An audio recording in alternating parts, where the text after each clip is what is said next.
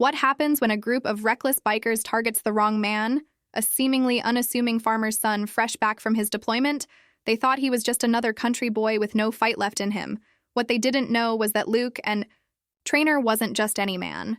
He was a Navy SEAL forged by years of intense training and hardened by battle.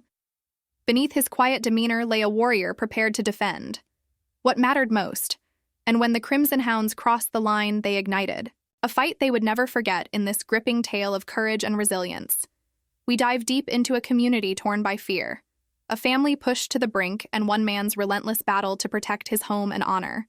It's a story that will keep you on the edge of your seat, reminding us all of the power of standing firm in the face of overwhelming odds.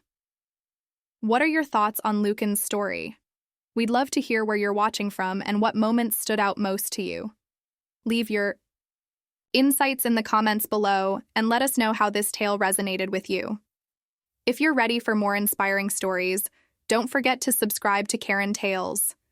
Turn on notifications so you never miss a video, and show some love by liking and sharing the story together. Let's celebrate the strength and spirit that keeps us moving forward. Enjoy the journey. This is Hoakaren Tales. Luke and Trainer leaned against the worn wooden fence of his family's farm, his sharp blue eyes scanning the horizon. The sun dipped low, casting a warm golden glow over the sprawling fields of wheat, swaying gently in the breeze. This was a sight he hadn't seen in years, not since his deployment as a Navy SEAL had taken him to the farthest corners of the world. The tranquility here seemed almost alien compared to the chaos and noise that had dominated his life, and yet it wasn't enough to quiet the ghosts that still haunted him.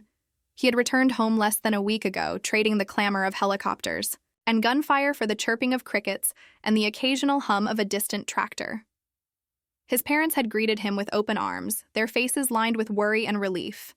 They hadn't asked much, only offering their love and a quiet space for him to readjust. But Lucan could see the unspoken questions in their eyes. What had he seen? What had he done? Was he okay?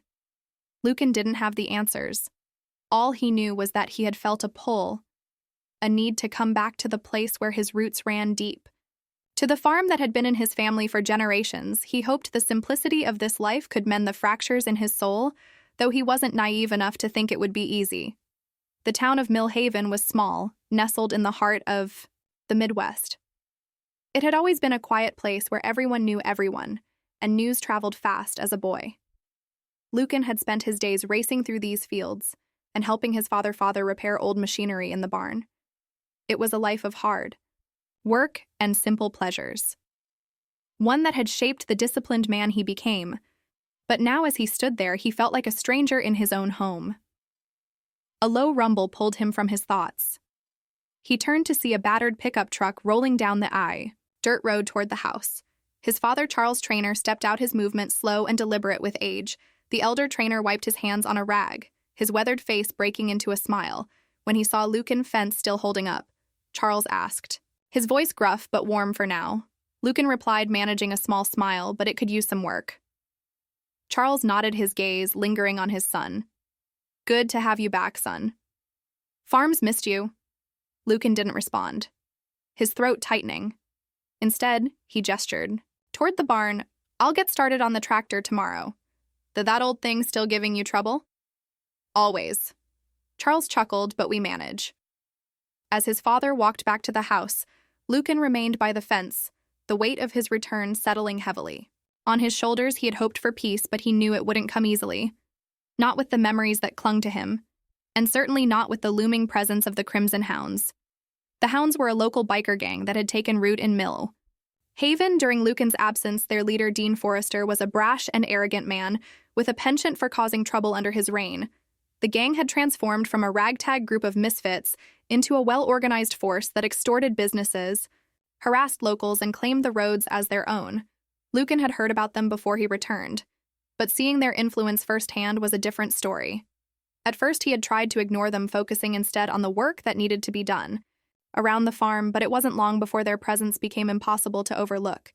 He had seen them in town, their motorcycles roaring down the streets as they jeered at anyone who dared cross their path.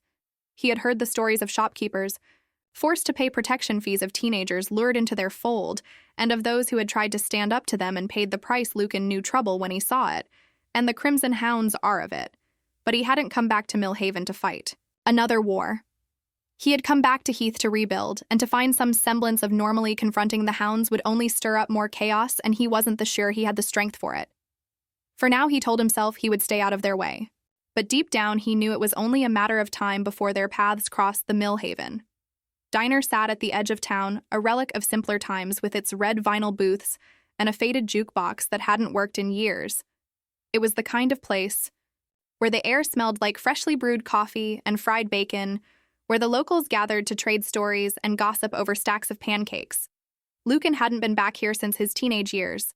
But today, he found himself drawn to it, hoping for a brief reprieve from the thoughts that swirled in his head. The bell above the door jingled as he stepped inside. A few heads turned, their eyes lighting up with recognition. There were murmurs of welcome back and good to see you, Lucan, but most of the patrons quickly returned to their conversations. He appreciated the subtlety. Small towns had a way of making everyone's business their own, but they also respected the space of those who needed it. Lucan slid into a corner, booth his back, instinctively to the wall, a habit from years of always needing to know what was behind him. He ordered a black coffee and a plate of eggs from Mary, the elderly waitress who had worked here since he was a boy. She gave him a warm smile, though her eyes betrayed the same concern he had seen from so many others. He thanked her quietly and settled into the silence. The quiet didn't last long. The low growl of motorcycle engines echoed outside, growing louder until they roared to a stop in the diner's small parking lot. Lucan's jaw tightened as he recognized the unmistakable rumble of the Crimson Hounds. Moments later, the door swung open and strutted Dean Forrester, flanked by two of his cronies, Raven Thorne and Ivy Lindale. The air in the diner seemed to shift, a tangible tension spreading like wildfire. Dean's boots clunked heavily against the tiled floor as he made his way to the counter. His leather jacket creaking with each movement, his presence was magnetic, but not in a way that inspired admiration. Rather, it demanded attention, radiating arrogance and menace. "Morning, folks," Dean said, his voice dripping with mock politeness. He tossed a toothpick from his mouth onto the counter. "Lovely day, isn't it?" No one answered. The other patrons kept their heads down, their hands gripping their coffee mugs a little tighter. Even Mary, who had never let anyone intimidate her, seemed hesitant as she approached to take his order. Lucan stayed still, his eyes fixed on the steaming cup of coffee in front of him. He could feel Dean's gaze sweep over the room, lingering for a moment when it landed on him. The silence stretched thin. "Well, look who we've got here."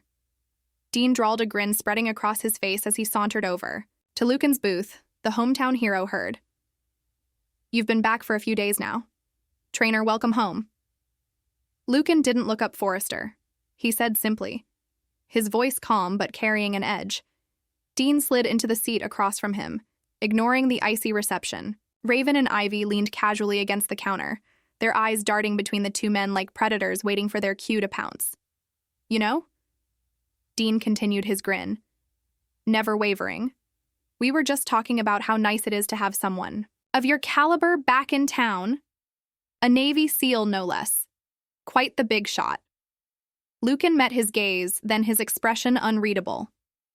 "If you're looking for a free meal, you're out of luck. Try working for it."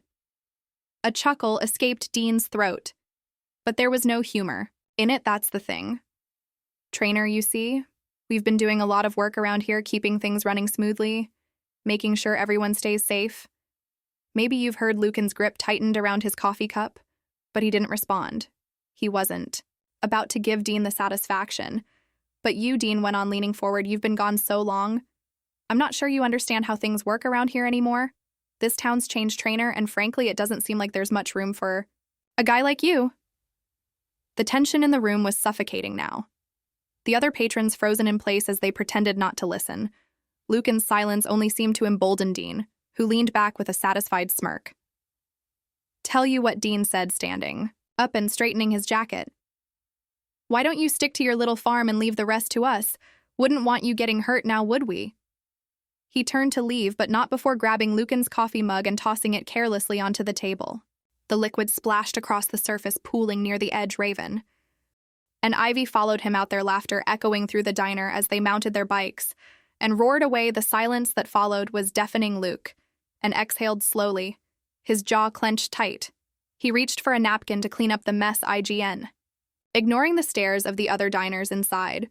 However a storm was brewing, it was only a matter of time. The days that followed the encounter at the diner were tense. Word traveled fast in Millhaven, and the locals spoke in hushed tones about the confrontation between Luke and Traynor and Dean Forrester. For most of them, the Crimson Hounds were an unshakable force, a group that had cemented its dominance through fear and coercion. Seeing someone stand up to Dean even in silence was a spark of defiance that few had dared to let Lucan, however, kept his focus on the farm. Early mornings found him mending fences, tending to crops, or repairing the battered tractor that had seen better days. The physical labor was a welcome distraction, grounding him in routine and keeping the lingering memories of war at bay, but no amount of work could shake the feeling that trouble was brewing. It started subtly one morning as Lucan prepared to take a load of hay into town. He found the tires of his truck slashed deep gouges, rendering them useless. He didn't have to guess who was responsible later that week. The barn door was found ajar, the lock broken and several tools missing, while none of these incidents were catastrophic. They carried a clear message. The Crimson Hounds weren't finished with him. Charles Traynor noticed the tension in his son at dinner one evening, as they sat in the small kitchen with the soft hum of the radio in the background. He spoke up. "You've been quiet." "Lately," Charles said, his voice measured quieter than usual. "Even for you." Lucan looked up from his plate, his expression unreadable, just trying to keep things running. He replied, "There's a lot to do." Charles leaned back in his chair, crossing his arms. "I know that look, son. It's the same one you had when you decided to enlist. What's going on?" Lucan hesitated. The weight of his father's gaze is heavy on him. Finally, he sighed. "The hounds have been around making trouble. Nothing I can't handle." Charles frowned. "Trouble? Like what? Slashed tires, missing tools. Just them trying to get under my skin." Lucan said, his voice steady, but low. "That gang's been nothing but bad news since they rolled into town," Charles muttered, shaking his head. "But don't let them bait you, Lucan. You fought bigger battles than them." Lucan gave a small nod, but his mind was elsewhere. He didn't want to worry his father, but he knew the situation was escalating. The Crimson Hounds weren't just trying to intimidate him. They were testing him, pushing to see how far they could go before he pushed back the breaking point. Came one evening as the sun dipped below the horizon, painting the sky in hues of orange and pink. Lucan had just finished securing the barn for the night when he heard the rumble of engines in the distance. His heart sank as the noise grew louder. A pack of motorcycles roaring up the dirt road that led to the farm. He stepped out onto the porch, his hands clenched into fists at his sides. The Crimson Hounds came into view, their headlights cutting through the twilight. Dean Forrester was at the front, his posture relaxed yet commanding as he brought his bike to a halt just a few yards from the house behind him. Raven Thorne and Ivy Lindale dismounted, their expressions smug and expectant. Evening trainer Dean called out, his voice carrying over the growl of the engines. "Thought we'd stop by and check in on you. You know, neighborly like." Lucan didn't respond, his eyes narrowing as he watched them. He could see the glint of something in Dean's hand, a crowbar casually swung at his side. "We've been hearing a lot about you." Dean continued, his tone mocking the big bad Navy SEAL. "Back to save the day, real heroic stuff. Get off my property." Lucan said evenly, his voice calm but firm. Dean chuckled, shaking his head. "See, that's not very welcoming of you. Trainer, we were hoping we could come to an understanding." "What kind of understanding?" Lucan asked, though he already knew the answer. Dean gestured toward the farm. "This place, it's prime real estate, plenty of room for expansion. We could use it. Of course, we'd compensate you generously enough for you and your old man to retire somewhere nice and sunny." "Not interested," Lucan replied, his tone leaving no room for negotiation. Dean's smile faded, replaced by a cold, hard edge.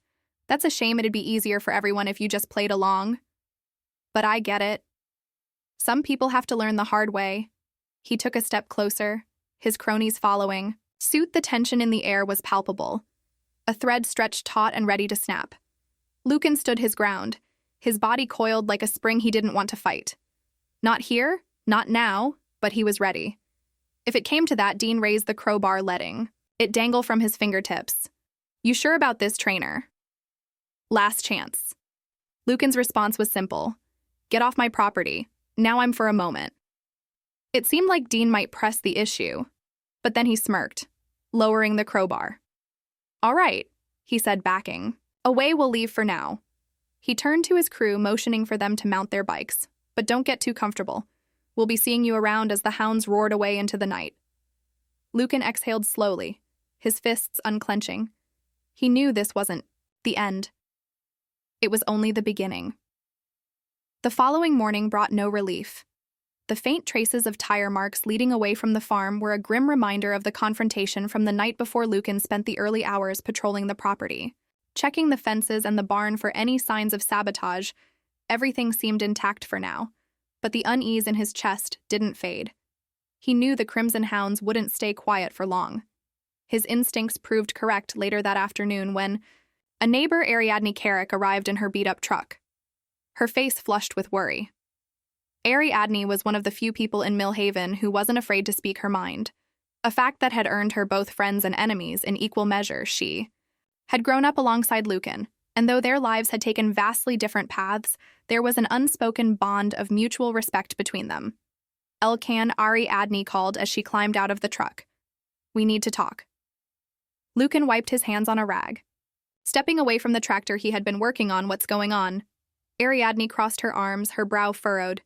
"It's the hounds. They were in town this morning making all kinds of threats.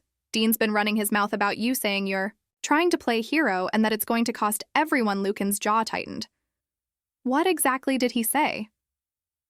Ariadne hesitated, glancing toward the house where Charles was sitting on the porch. She lowered her voice. "He said, if you don't back off, he'll make sure your family pays for it. He's already told the shopkeepers in town to stop selling to you." Lucan's eyes darkened, the weight of her words sinking in. The Crimson Hounds weren't just targeting him, they were targeting anyone who might support him, isolating him in a way that was as insidious as it was effective. "I'm not going to let them scare me," Lucan said firmly. "I know you're not," Ariadne replied, her voice softening. "But you can't do this alone. Dean has the whole town wrapped around. His finger people are scared, Lucan. They'll do whatever it takes to avoid his wrath." Lucan looked away, his mind racing. He had spent his life standing up to bullies, but this was different. Dean wasn't just a bully, he was a manipulator, someone who thrived on exploiting fear and weakness, and while Lucan could handle threats against himself, the idea of his family or the townspeople being caught in the crossfire was unbearable. "I'll figure it out," he said. "Finally, thanks for letting me." "No." Ariadne gave him a long look, her expression unreadable. "Just be careful. Okay?" As she drove away, Lucan turned back to the house, his resolve hardening. If the Crimson Hounds wanted a fight, they were going to get one that night the hound struck. Again, Lucan woke to the sound of barking dogs and the UN stable crackle of flames. He was on his feet in an instant, grabbing the shotgun he kept by the door and rushing outside.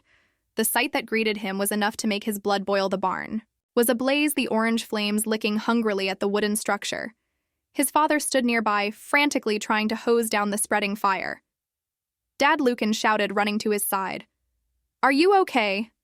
Charles nodded, his face stray with soot. "I'm fine. Just get the animal out." Lucan didn't hesitate, sprinting toward the barn and kicking open the doors. The heat was oppressive, but he pushed through, guiding the panicked livestock out one by one. By the time the last animal was safe, the fire had consumed half the structure, and there was nothing more they could do but watch it burn as the fire died down in the early hours of the morning. Exhaustion settled over Lucan like a heavy blanket. The barn was a total loss, but at least no lives had been lost still. The message was clear. The Crimson Hounds weren't going to stop until they had destroyed everything Lucan held dear. Charles sat on the porch. His shoulders slumped as he stared at the smoldering wreckage. "We can't keep going like this, son," he said quietly. "They'll ruin us. They won't." Lucan replied, his voice steely. "I'll make sure of it the next day." Lucan began to prepare. He spent hours scouring the woods behind the farm, setting up traps and scouting potential vantage points. His years as a SEAL had taught him the value of strategy, and he intended to use every ounce of that knowledge to protect his home. He didn't care if the hounds outnumbered him or if they thought they were untouchable. They had crossed a line, and he wasn't going to let it slide. Yeah. As he worked, he couldn't shake the feeling that he was being watched. He stopped periodically scanning the tree line for any sign of movement, but found nothing still. The unease lingered, a constant reminder that the Crimson Hounds were never far away by nightfall. Lucan had fortified the property as best he could. The barn was gone, but the house and remaining structures were secure. He sat on the porch with his shotgun resting across his lap, his eyes trained on the dark expanse of the dirt road. He didn't know when the hounds would strike again, but he knew one thing for certain: he would be ready. The Crimson Hounds didn't wait long to make their next move. 2 days after the fire, Lucan received an unexpected visit at the farm. The sound of an approaching vehicle broke the stillness of the morning, and when he stepped out onto the porch, he saw a sleek black car pull up behind the gate. This wasn't one of the hound's usual motorcycles, and that made Lucan wary. The driver's side door opened, and a man in a sharp suit stepped out, his movements deliberate and confident. He adjusted his tie as he approached the house, flashing a polite smile that didn't reach his eyes. "Mr. Trainer," the man said, stopping just short of the porch. "My name is Silas Greylock. I'm here on behalf of Dean Forrester." Lucan crossed his arms, his gaze narrowing. If Dean has something to say, he can say it himself. Silas chuckled, unbothered by the hostility. Dean prefers to avoid unnecessary confraternities. I, on the other hand, specialize in resolving misunderstandings. Lucan didn't respond his silence and invitation for Silas to continue. "We're aware of the damage caused to your property," Silas said, gesturing toward the charred remains of the barn visible in the distance.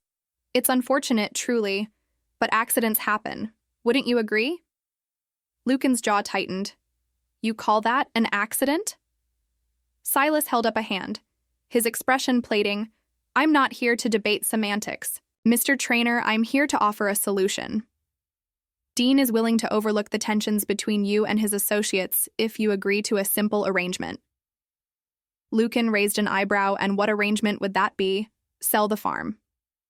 Silas set his tone. "Matter of fact, Dean has connections with developers who are very interested in this land. They're willing to pay above market value enough for you and your father to live comfortably elsewhere. It's a generous offer considering the circumstances." Lucan's lips curved into a humorless smile. "Generous, right?" Silas's polite demeanor faltered for a moment, a flicker of irritation. Crossing his face, "Think it over," he said, slipping a business card from his pocket and placing it on the porch railing. "But I'd advise against making this more difficult than it needs to be." He turned to leave, but Lucan's voice stopped him in his tracks. "Tell Dean," Lucan said, his tone cold, "that this farm isn't for sale, and if he wants a fight, he knows where to find me." Silas glanced back, his smile returning, though it was laced with condescension. "I'll pass along the message," as the black car disappeared down the dirt road. Lucan picked up the business card and studied it briefly before crumpling it in his fist. The Crimson Hounds weren't going to back off, and he knew it. They were pushing him to his limits, hoping he'd break, but if they thought he'd roll over and surrender, they didn't know who they were dealing with that evening. Lucan drove into town to stock up on supplies. The atmosphere at the general store was tense. The usual chatter and friendly greetings had been replaced by quiet murmurs and sidelong glances. The store clerk, a wiry man named Earl, greeted him with a strange smile. "Evening." Lucan, Earl said, ringing up the items on the counter. "Heard about the barn. Real sorry to hear that." "Thanks." Lucan replied, his tone clipped. He could tell Earl was holding something back. Earl hesitated, glancing around to make sure no one else was listening. "Look, I shouldn't be telling you this, but Dean's been spreading word around town, says anyone who helps you is going to regret it." Lucan's grip tightened on the counter. "Let me guess, he's threatening you too." Earl nodded reluctantly. "I've got kids. Lucan, I can't afford to cross him." Lucan exhaled slowly, forcing himself to remain calm. "I get it. Earl, just do what you have to do." As he left the store, his supplies packed in the bed of his truck, Lucan couldn't shake the weight of Earl's words. Declan's stranglehold on the town was suffocating, and it was clear that Lucan was running out of allies. If he was going to take the fight to the Crimson Hounds, he'd have to do it alone. The next night, Lucan prepared for the inevitable. He fortified the house, setting up makeshift barricades and positioning weapons strategically around the property. His years as a SEAL had taught him to anticipate every possibility, and he intended to be ready for whatever came his way around midnight. The familiar rumble of motorcycles broke the silence. Lucan stepped out onto the porch, His shotgun resting on his shoulder, the Crimson Hounds were back, their headlights cutting through the darkness as they rolled up to the house. Dean was at the front, flanked by Raven and Ivy, their faces shadowed but their intentions clear. Dean dismounted, his boots crunching against the gravel as he approached Evening Trainer. He called out, his voice casual but laced with menace. "I see you've been busy expecting company." Lucan didn't respond. His eyes locked on Dean. The tension in the air was thick, the kind that made even the crickets fall silent. Dean smirked, gesturing to his crew. "Well, boys and girls, looks like our friend here is in the mood for a little party. Let's not disappoint him." As the hounds began to fan out, Lucan's grip on the shotgun tightened. The storm was about to break, and he was ready to face it head-on. Lucan didn't wait for them to make the first move as Dean barked orders to his crew. Lucan slipped back inside the house, locking the door behind him. The adrenaline pumping through his veins sharpened his focus. His mind racing through the strategies he had rehearsed, he wasn't going to let them dictate the terms of this fight. The first sound of breaking glass came from the rear of the house. Raven Thorne had smashed a window with a crowbar, her silhouette outlined by the dim moonlight as she climbed inside. Lucan was waiting for her before she could fully enter. He swung, a metal rod with precision knocking the crowbar from her grasp and sending her stumbling backward. She cursed loudly, retreating through the broken window first. Warning, Lucan muttered under his breath, gripping the rod tightly. The sound of footsteps on the porch told him that more were coming. He moved quickly, cutting through the house to intercept another intruder. Ivy Lindale was at the front door, her boots slamming against the wood in an attempt to force it open. Lucan steadied himself behind the door, and as it gave way, he delivered a calculated shove, sending her sprawling onto the port. TCH. She hit the ground with a grunt, but before she could recover, Lucan had slammed the door shut again outside. Dean's frustration was palpable. "Get in there, you idiots!" he shouted, his voice echoing through the night. He's just one man, but Lucan wasn't just a man. He was a Navy SEAL trained for moments like this, where precision and discipline outweighed brute force. The standoff escalated as more of the hounds surrounded the house. Firecrackers and smoke bombs were thrown. Through the windows, their bright flashes and acrid smoke designed to disorient and intimidate. Lucan coughed as the smoke filled the living room, his eyes stinging. As he moved toward the back of the house, his father's voice called out from the hallway. "Lucan, what's happening? Stay in your room, Dad." Lucan ordered, his voice firm. "Don't come out until I say it's safe." Charles nodded, retreating into the safety of his locked room. Lucan knew he had to end this quickly before the situation spiraled further out of control. The sound of a motorcycle engine revving caught his attention. Dean had mounted his bike, its headlights trained directly on the front porch. With a loud roar, he accelerated, charging toward the house. Lucan darted to the side just as the bike crashed into the porch railing, splintering wood and sending debris flying. Dean leaped off the bike, his boots hitting the ground with a thud. His face was twisted in fury as he pulled a knife from his belt, stalking toward Lucan with predatory intent. "You've had this coming, Trainer," Dean snarled, brandishing the blade. "You should have stayed in your lane." Lucan didn't waste words as Dean lunged. He sidestepped smoothly, using the momentum to grab Dean's wrist and twist it sharply. The knife clattered to the ground, but Dean wasn't finished. He swung wildly, his fist connecting with Lucan's side. The impact was strong, but Luke absorbed the blow, retaliating with a well-placed elbow to Dean's jaw. Dean stumbled back, clutching his face. "You think you're better than me." He spat, blood dripping from his lip. "You're nothing but a washed-up soldier playing farmer."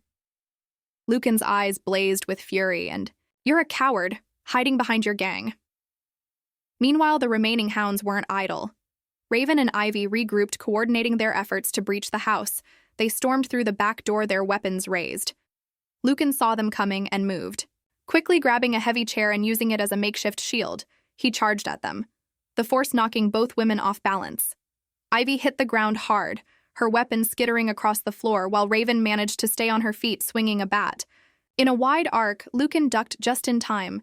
The bat whistling past his head, he countered with a swift kick to Raven's knee, sending her crashing to the ground before she could recover. He secured her hands with a length of rope he had stashed earlier. "You're done," Lucan said coldly, his voice steady despite the chaos around him. Ivy, realizing the tide had turned, scrambled to her feet and bolted toward the door. Lucan didn't pursue her instead, turning his attention back to Dean, who was picking himself up off the ground. Dean's bravado was fading, replaced by a flicker of fear. "This isn't over, Trainer," he growled, backing away. You don't know who you're messing with, Lucan advanced on him, his expression calm but unyielding. You're right. I don't know you, and I don't care. Dean's retreat was cut short as the distant wail of sirens reached their ears. Someone, perhaps Ariadne or another brave soul in the town, had called the sheriff.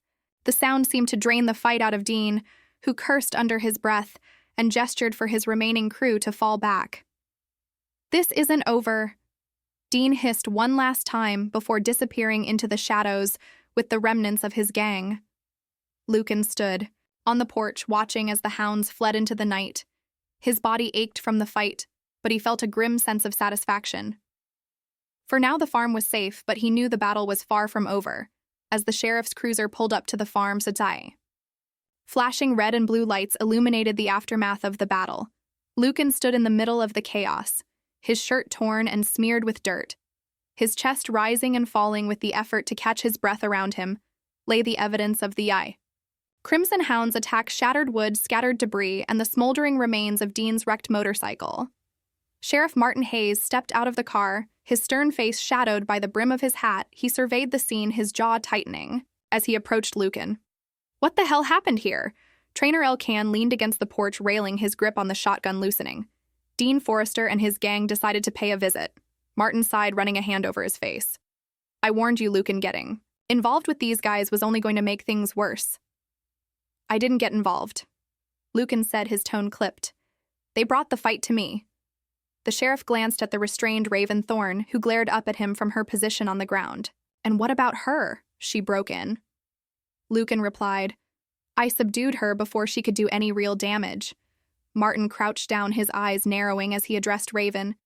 You've got some nerve pulling a stunt like this. Raven smirked, her lip curling in defiance. You think locking me up is going to change anything? Dean doesn't care about me. He'll be back, and next time he won't leave anyone standing. Lucan's jaw tightened, but he didn't respond. He already knew that Dean wasn't the type to back down the hounds. Retreat was a temporary reprieve, not a victory. Martin straightened, gesturing to the two deputies who had arrived with him. Get her in the car. We'll deal with her at the station, as Raven was hauled away. Martin turned back to Lucan. You've got to. Be careful, son. Dean's going to take this personally, and when he comes back, he's not going to hold back. I know, Lucan said simply. Martin studied him for a moment, then nodded. We'll increase patrols in the area, but you need to be ready. This isn't. Over the next few days passed in a tense haze. Lucan worked tirelessly to repair the damage to the farm, his father helping where he could. Despite his age, Ariadne stopped by often, bringing food and supplies, her presence a small comfort in the midst of the storm. You should leave, Lucan, she said one evening as they sat on the porch just for a while. Give Dean time to cool off. Lucan shook his head. If I leave, they win. This farm is all my dad has left. I'm not going to let them take it from him. Ariadne sighed, her frustration evident. You're stubborn. You know that comes with the territory.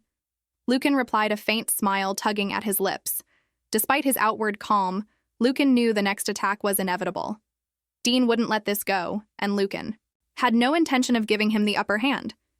He spent his nights preparing, mapping out strategies, and setting traps around the property. The skills he had honed as a SEAL were second nature, and he used them to turn the farm into a fortress as Zoha. Attack came at dawn just as the first rays of sunlight broke over the horizon. Lucan was already awake. His senses attuned to the faint rumble of engines in the distance, he moved quickly, waking his father and guiding him to the reinforced basement. Stay here, he instructed. No matter what happens, don't come out until I say it's safe. Charles nodded, his face pale but determined. You be careful. Son Lucan grabbed his weapons, a shotgun and a sidearm, and positioned himself near the front of the house. The Crimson Hounds arrived in force, their motorcycles kicking up clouds of dust as they sped down the dirt road. Dean was at the front, his face twisted in a mask of rage, flanked by Ivy Lindale and several other members of the gang trainer. Dean shouted, his voice carrying over the roar of the bikes. You think you can humiliate me and get away with it? Think again? Lucan stepped onto the porch, his expression calm but resolute. You should have walked away, Dean. This ends now. The gang dismounted. Spreading out in a semicircle around the house, Dean's eyes gleamed with malice as he raised his hand, signaling the attack. The hounds moved as one, their weapons drawn, charging toward the house. Lucan didn't hesitate. He fired the first shot, a warning blast that scattered the front ranks and forced them to take cover. The traps he had set earlier sprang into action, spikes hidden in the tall grass punctured tires, while tripwires sent several attackers sprawling. Ivy managed to dodge. The initial chaos, her sharp reflexes carrying her to the side of the house. She crouched low, her eyes scanning for an opening, spotting Lucan in the doorway. She raised her weapon, but before she could fire, a shot rang out from the tree line. Ariadne stepped into view, her hunting rifle. Steady as she advanced. Told you I wouldn't let you do this alone, she called out, her voice firm.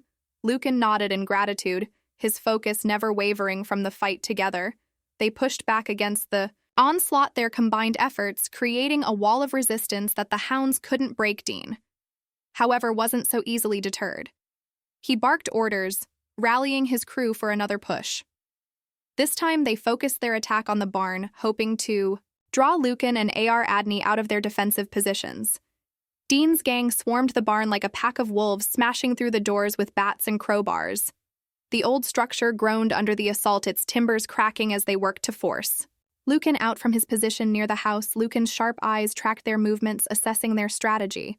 They were trying to divide his attention, draw him out of his fortified position into open combat, where they believed they'd have the upper hand, but Lucan wasn't about to fall into their trap. He gestured to Ariadne, who crouched behind a stack of hay bales near the tree line. Cover the left flank, he said. Don't let them regroup. Ariadne nodded, repositioning herself with precision. Her hunting rifle barked, once the sound cutting through the chaos as one of Dean's men dropped to the ground, clutching his leg. The gang hesitated, their momentum faltering as they realized they were being outmaneuvered. Dean, however, wasn't one to back down. He stood in the center of the barnyard, his face twisted with fury, as he barked orders, "Keep pushing, he can't hold us all off." Lucan moved swiftly, using the shadows of the early morning to his advantage. He circled around the side of the house, staying low as he approached the barn. His shotgun was slung over his shoulder, and in his hand he carried a crowbar, silent, effective, and deadly in close quarters. Inside the barn, Ivy Lindale was attempting to set a makeshift fire, her hands fumbling with a lighter as she tried to ignite a pile of hay. Lucan slipped in through a side door, his movement soundless as he approached. The faint click of the lighter was the only warning she got before Lucan grabbed her wrist, twisting it sharply and forcing her to drop the flame. "You picked the wrong fight," he said, his voice low and menacing. Ivy snarled, lashing out with her free hand, but Lucan deflected the blow easily. He drove her back against the wall, pinning her in place. With the crowbar pressed against her chest, "Call them off," he demanded. "Go to hell!"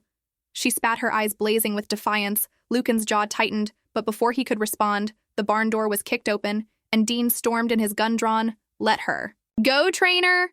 he growled, his finger hovering over the trigger. Lucan didn't flinch. "You've already lost, Dean. Your crew's falling apart, and you know it." Dean's laugh was sharp and bitter. "You think this is over? You've got no idea who you're messing with." "Neither do you," Lucan replied in one swift MO. He released Ivy and lunged to the side, using the barn support beam as cover. Dean's shot rang out, the bullet splintering wood inches from Lucan's head. The two men circled each other. The barn, their battleground. Dean was aggressive, firing wildly in an attempt to corner Lucan, but his rage made him sloppy. Lucan, on the other hand, was calm and methodical, waiting for the perfect opening when it came. It was decisive. Dean overextended his arm, swinging wide. As he attempted to pistol whip Lucan, seizing the moment, Lucan stepped inside his guard, disarming him with a sharp twist of the wrist. The gun clattered to the ground, and Lucan followed up with a devastating elbow to Dean's ribs. Dean staggered, gasping for breath, but he wasn't finished yet. He swung blindly, his fists wielded with desperation. Lucan dodged each blow with precision, his movements fluid and controlled. When Dean finally overcommitted, Lucan delivered a crushing uppercut that sent him crashing to the ground as Dean lay sprawled in the dirt, groaning in pain. Lucan stood over him, his chest heaving. "This is your last chance," Lucan said, his voice steady, despite the adrenaline coursing through him. "Walk away, leave this town, and never come back." Dean glared up at him, his eyes filled with hatred, but he didn't reply. The sound of approaching sirens cut through the tension, and moments later the sheriff's deputies stormed onto the scene. "Weapons drawn, hands where I can see them," one of the deputies shouted. Lucan stepped back, raising his hands as Dean was dragged to his feet and handcuffed Ivy, and the remaining gang members were rounded up as well. their faces a mix of defiance and defeat. Sheriff Martin Hayes approached Lucan, his expression a blend of relief and frustration. "You all right?" he asked. Lucan nodded. "I'm fine. The farm's intact. That's what matters." Martin sighed, shaking his head. "You're lucky it didn't go worse. Dean's crew won't be back. Not after this. But next time let us handle it. There won't be a next time." Lucan replied firmly, "Not with them." Martin didn't argue instead, clapping Lucan on the shoulder. "You did good, son, real good," as the sun rose higher, casting its warm light over the battered farm. Lucan stood in the barnyard, his father by his side. Ariadne approached her rifle slung over her shoulder, and a weary smile on her face. "You okay?" she asked. Luca nodded. "Yeah, thanks to you." She shrugged. "Couldn't let you have all the fun for the first time in what felt like forever." Lucan allowed himself a small smile. The fight was over, but the scars it left would take time to heal still as he looked out over the fields and the community that had come together in his defense. He felt something he hadn't felt in years. Hope the aftermath of the battle left the farm in a state of uneasy calm the crimson. Hounds had been dismantled, their leader and core members either in custody or fleeing town to avoid capture. Sheriff Martin's deputies continued their investigation, gathering evidence from the wreckage of the barn and the gang's hideout to ensure that Dean Forrester and his crew faced the full weight of the law. Lucan Traynor, however, wasn't basking in victory. As the morning sun bathed the farm in golden light, he stood by the porch surveying the damage the barn would need to be rebuilt. Fences mended, and the scars of the fight cleaned away. But the physical toll wasn't what weighed on him the most. The events of the past week had stirred memories he'd worked hard to bury, and the fight had left him questioning whether he could ever truly escape the shadow of his past. Charles Traynor joined him, a steaming cup of coffee in his hand. "Looks like we've got our work cut out for us." Charles said, his tone light, but with an undercurrent of concern.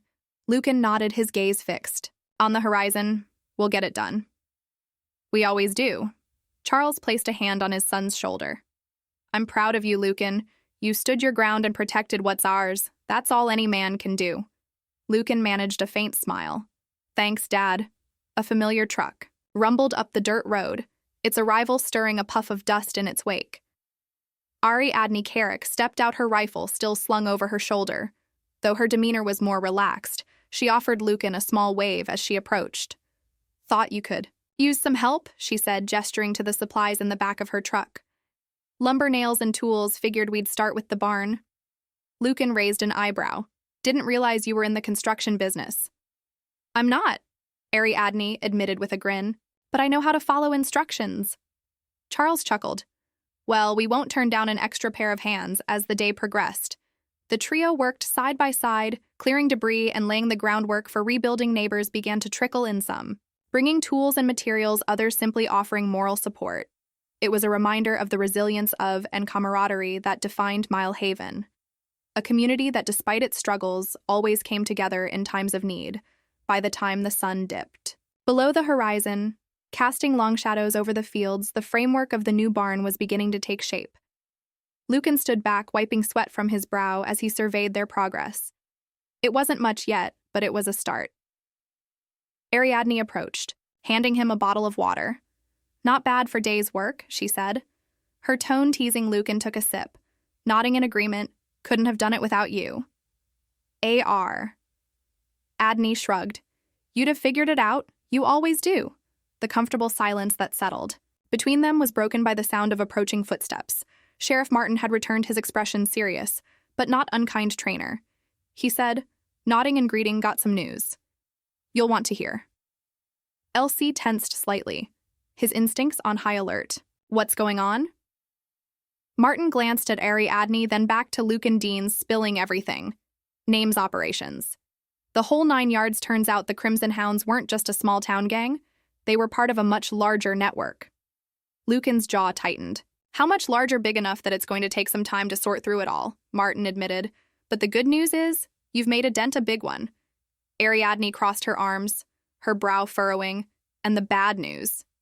Martin hesitated. "Dean's connections run deep." There are people out there who won't be happy about what you've done here. People with resources and reach. Luca nodded, his expression unreadable. Let them come. I'll be ready. Martin sighed, rubbing the back of his neck. Just watch your back. All right, you've made some enemies. As the sheriff left, the weight of his words lingered in the air.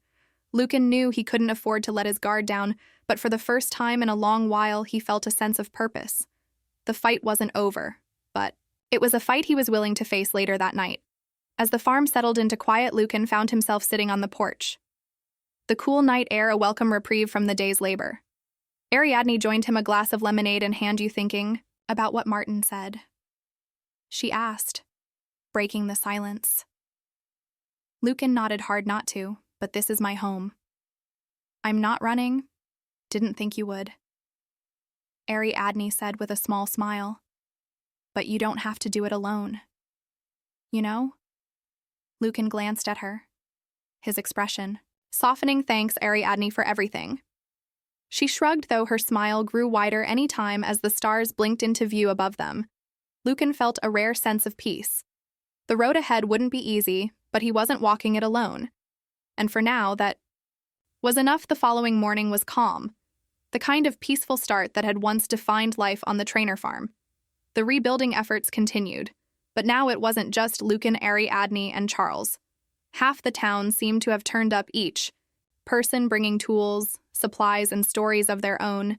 It was a testament to the unity of Mill Haven, a community coming together in the aftermath of the chaos brought by the Crimson Hounds. Lucan found himself at the center of it all, not just as the one who had stood up to Dean Forrester, but as a symbol of resilience.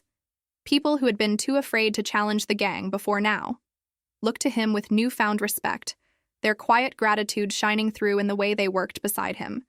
Ariadne appeared beside him, brushing sawdust from her hands. You're turning into a local hero, you know. Lucan shook his head, a faint smile tugging at his lips. I'm just trying to keep this place standing. Yeah, well, you've done more than that, Ariadne said, her tone sincere. You gave people hope. That's no small thing. Lucan didn't respond, but her words lingered for years.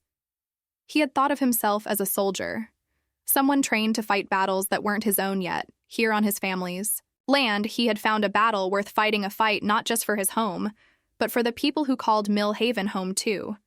By the time the barn was fully rebuilt, the farm felt like it had regained some of its former vitality. The once charred skeleton of the structure now stood tall and strong, a testament to the collective effort of the community. As the last nail was hammered in, a cheer went up from the gathered crowd, their laughter and applause filling the air. Charles Trainer stood beside his son, his expression filled with pride. Your mother would have loved this, he said quietly, his voice thick with emotion.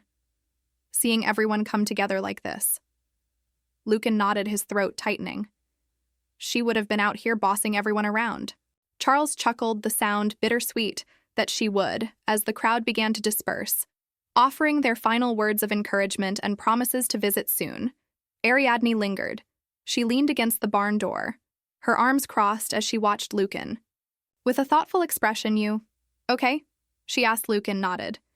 Yeah, for the first time in a while, I think I am. But peace in Mill Haven was never guaranteed.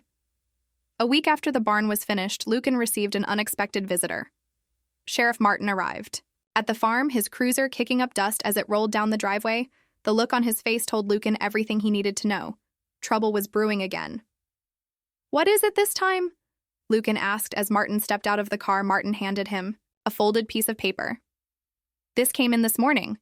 Dean's people aren't happy about what happened here. They've put out word that anyone tied to you is fair game. Lucan unfolded the paper, his eyes scanning the crude note. It was a thinly veiled threat, warning of retaliation against Mill Haven and anyone who had stood with him. His jaw tightened as he folded the note back up. They're bluffing, Lucan said, though he didn't entirely believe it. Maybe, Martin replied, but I wouldn't count on it. These kinds of people don't like to lose. Lucan exhaled slowly, the weight of the situation pressing down on him. He had thought the fight was over, but it seemed that the Crimson Hounds' reach extended further than he had imagined that evening. Lucan called a meeting with Ariadne and a few trusted neighbors. They gathered in the newly rebuilt barn. the air thick with tension as they discussed their options. "We can't let them intimidate us," Ariadne said firmly. "If we back down now, they'll think they can walk all over us." "She's right," said one of the neighbors, an older man named Hank, "but we're not soldiers, Lucan. We can't fight them the way you can." Lucan leaned against the wall, his arms crossed as he listened. "We're not going to fight them. Head on," he said, "that's what they want. But we can make it clear that Millhaven isn't an easy target over the next few days." Lucan worked with the community to fortify their defenses. They installed floodlights around the town's perimeter, set up cameras to monitor activity, and organized patrols to keep watch at night. It wasn't much, but it was enough to send a message. Millhaven wasn't going to roll over. The retaliation came in the form of a small group of outsiders hired muscle sent by the remnants of the Crimson Hounds. They arrived in the dead of night, their dark SUVs creeping into town with the intent of catching Millhaven off guard, but Lucan and his team were ready as the intruders attempted to break into the general store. Floodlights snapped on. Illuminating the street like a stage, Lucan stepped out from the shadows, his shotgun held steady. In his hands beside him stood Ariadne, her rifle aimed with deadly precision. "This is private property." Lucan called out, his voice calm but commanding. "You've got 5 seconds to turn around and leave."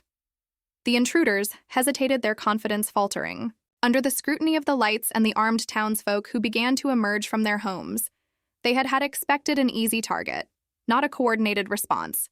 One of them, a tall man with a scar across his cheek, stepped forward. "You think you can scare us? We've handled worse than a bunch of farmers with guns?" Lucan's eyes didn't waver. "Try me for a moment."